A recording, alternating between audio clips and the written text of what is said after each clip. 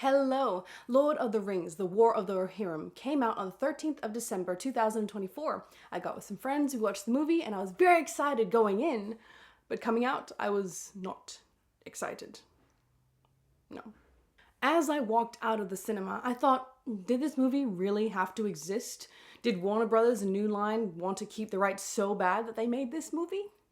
J.R.R. Tolkien has a distinct style, and when you see it, you know it. I felt that this film was quite divided. Some bits were very Tolkien, other bits were completely devoid of it. So let's explore the good, the bad, and the ugly of The Lord of the Rings, The War of the Rohirrim. Leading up to watching this movie, I was really excited to see the anime world mix in with Middle-earth, and oh yes, the animation here is stunning. The landscape artwork, the anime characters, and the special effects all melded in very well together. Oh, it's good. I think the reasoning behind all of the beautiful artwork and anime characters was because Kenji Kamiyama was the director of this movie. He's already a well-established anime worker and worked on big projects like Blood the Last Vampire and Ghost in the Shell. The soundtrack was well done as well. They took some of Howard Shore's scores from the Lord of the Rings movies and, of course, used in The Hobbit and brought it in here. I think it's nice connecting all of those movies together, especially if they're in the same world. And the voice actors were outstanding. Whoever they chose to be the counterpart in the movie was done perfectly. I didn't realize you also had some big players in there like Brian Cox, Miranda Otto, and Merry and Pippin, those two fellas' names, who slips me at the moment. They had a little feature in this movie as well. Thanks for watching my channel. I also have a Substack where I publish a little something every other week. Check it out in the link in the description box below. This is your spoiler warning. You've been warned. So let's go. First off, the voiceover. It was throughout the movie and not needed at all. It seemed to treat the audience like children, having everything handed over to us. It was needless exposition and would cut through any tension that was previously built.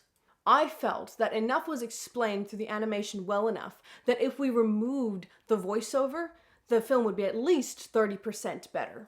Next, the antagonist Wolf was a terrible villain for a Tolkien adaptation. When Wolf was on screen, I thought, isn't this Tolkien character a bit over the top? Then, halfway through the film, it finally hit me. Wolf isn't a Tolkien villain, he's an anime villain. Think Mewtwo, Itachi Uchiha, and Frieza. I think Wolf falls into that category of anime villain. The angled shots, the one reason for his purpose and sole focus on his goal to achieve it. That reminds me of an anime villain. With Wolf's character, there's nothing complex, but because of his drive, this makes him a formidable enemy, something that's more commonly seen, or maybe more appropriately set, with a Japanese production anime. It is undeniable that Tolkien was a massive fan of folk tales and Finnish lore. It is almost impossible not to see the connection between the Valkyrie and the Shield Maidens of Rohan. From my understanding of Tolkien, a Shield Maiden is just a lady who decides to pick up a sword and fight. Using an easy example, in the Fellowship of the Ring, Éowyn calls herself a Shield Maiden of Rohan, which she is because she decides to pick up a sword and fight. And we all see what she did to that Nazgul, didn't we? In the film, it is explained that there used to be a formidable force within the kingdom, even with their own banner, and these were the Shield Maidens of Rohan. In the current time setting, it seems that this has fallen into disarray and there is no organization anymore of the Shield Maidens of Rohan. I thought with this premise we would get to see a good resurgence of this group, but nothing came to fruition. Hera was set up as this lone, independent princess who, with this premise, of course, the Shield Maidens could be one to bring them together. Especially since her family got wiped out, that's an opportunity for her to build her own family and continue on with her journey. But at the end of the film, she's still a lone, independent, not a princess anymore, person of Middle-earth. It is like if you go to the bakery and ask for 8 cupcakes and you receive a salad. That quote pretty much sums up this movie for me. This film seems to be divided. Was it going to be a Tolkien adaptation or a Japanese anime?